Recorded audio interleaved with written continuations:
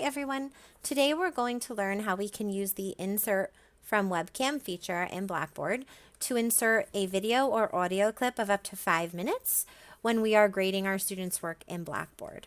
This feature can be incredibly helpful as it allows us to speak or record ourselves actually doing or walking our students through how to solve a problem or whatever it is that we're trying to convey to them based on their work. So I use this all the time as an adjunct mathematics professor.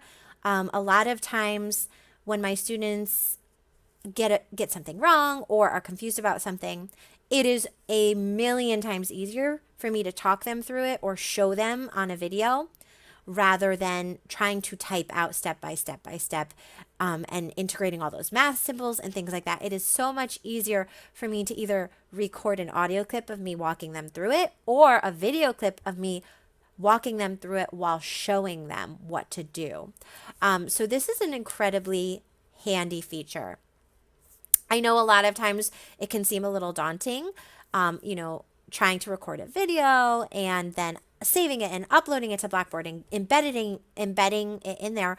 So this feature that I'm going to show you, Insert from Webcam, makes that process very simple because it is pre-built into Blackboard and it's already a part of the options we have in our feedback box when we're in Blackboard grading. It's right there. It's like 2 clicks away.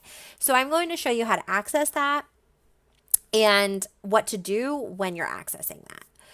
A few things. I highly recommend having a headphone with a mic if you're going to use this feature with a built-in microphone, just because it will eliminate background noise for the most part for your students. Whereas if you use the microphone that's built into your computer, there might be that sound in the background.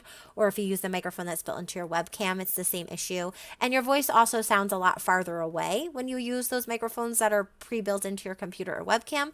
But if you have a pair of headphones with a microphone, it really helps to eliminate that background noise. You can usually get a pair for between $10 and $20. I'm not sure if the college has some that you can borrow, but it definitely makes it less frustrating for your students on their end to understand and hear you. So I definitely recommend one of those. You can get them on Amazon, at Staples, or like I said, the college may even have some that you can borrow. If you want to record a video, you will need a webcam. Chances are if you're teaching an online class, you already have one, but you will definitely need that for recording the video. Okay, and both of those things you will want to have set up prior to accessing this feature. So I have my Blackboard class open and I've uploaded just my own student work from a few semesters ago. The name is gone, just to use as an example. So let's say this is a test that one of my students took. Let's say I wanted to go through question 7 with this particular student. He or she had to draw a number line in the box below to illustrate the equation -4 times 3 equals -12. And I've already inserted an image in here with the correct solution.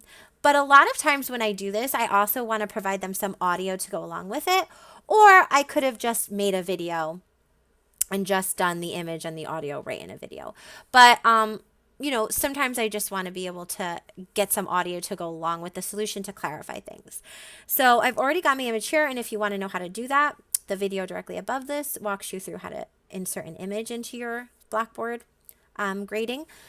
So let's say we now want to insert our audio to go along with this image. So what I'll do is I'm going to go and click this arrow. So I'm going to click this arrow. And I need to go down to this little A icon where it says Open Full Content Editor, okay? The shortcut for this feature will not work. It's not here. I'll show you when we open this up how to access it. So you need to open up the Full Content Editor. Right? And once you're in here, you will have access to this feature. So typically what I do is nice and big. I always use really big font. I write something to the effect of click play below to listen to your audio feedback for a question. I think this was question 7. And then I usually bold and underline and highlight. I like to make things really obvious for my students. That's all personal preference. So then I'm going to go to where this plus is, and it says add content. I'll click that. And now you'll see insert from webcam. So this insert from webcam feature is only available when you expand the content editor. So I'll click it. It'll take a second to open up. And then once you see this screen ready to record, you're all set and ready to go. So first things first, I like to set up my settings. So to set up my microphone, I use one of those headphones with a mic attached.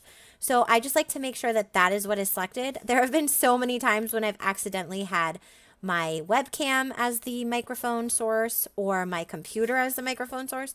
So I like to make sure that it is on my USB device, which is my headphones with my mic, so it records well, and that I can see this purple bar moving, which indicates that what I'm saying is being detected by the microphone nice and loudly. So there have been a few times when I haven't done this step and I've either, one, it wasn't detecting what I was speaking, so there was no sound, or two, I had the wrong device. So we want to make sure we click that. Then I click yes, it's working. If it's not, you can click no, I need help. And then the other thing I do is if I'm taking a video, I set up my camera. Okay, and so here I am. That's my USB camera is my webcam. So I make sure that that's what's selected. And then again, that I can see myself. Yes, it's working. So first, I'm just going to show you how to do an audio clip. So you'll want to make sure that the video is crossed out. That means that the video is not enabled.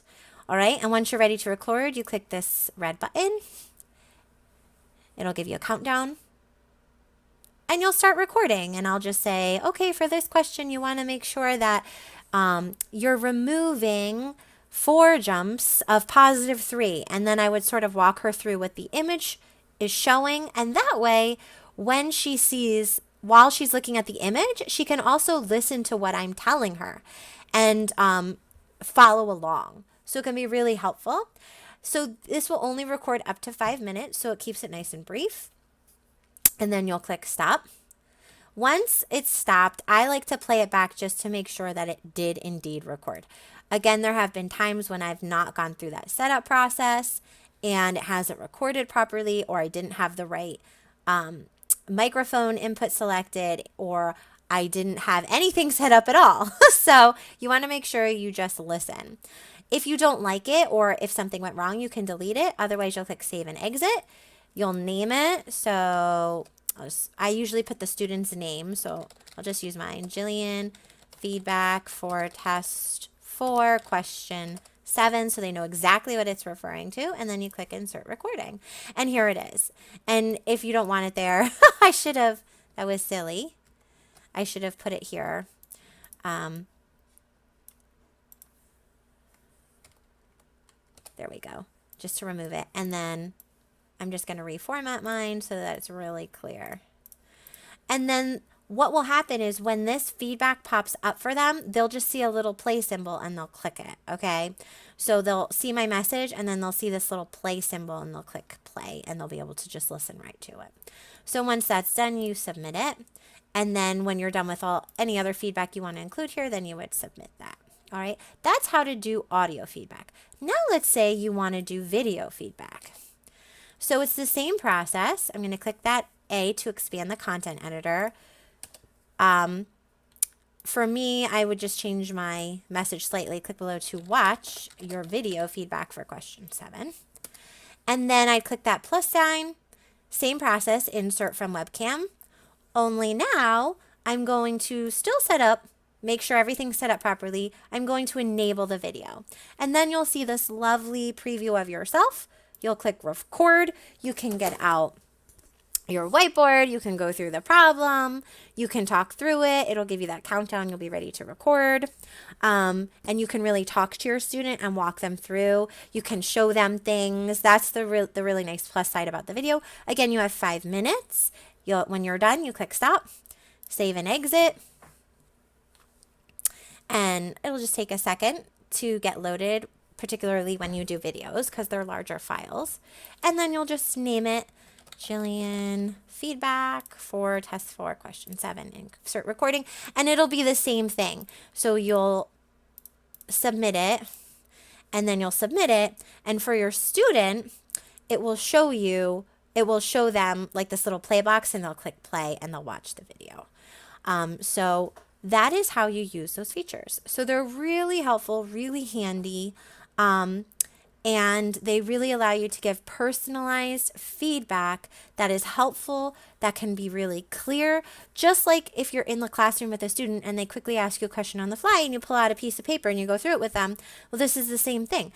You, instead of having to try and painstakingly type out step by step by step, or think to yourself, oh my gosh, this is going to take me an hour to record this video, upload it, embed it into Blackboard, get it where it needs to be, you can just with 2 mouse clicks, right?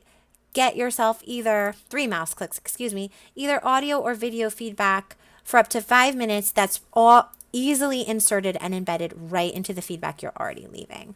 So it's easy, it's convenient, and it's very helpful for both you and your students. So if you have any questions, please reach out. I'm always here and I'm always happy to help.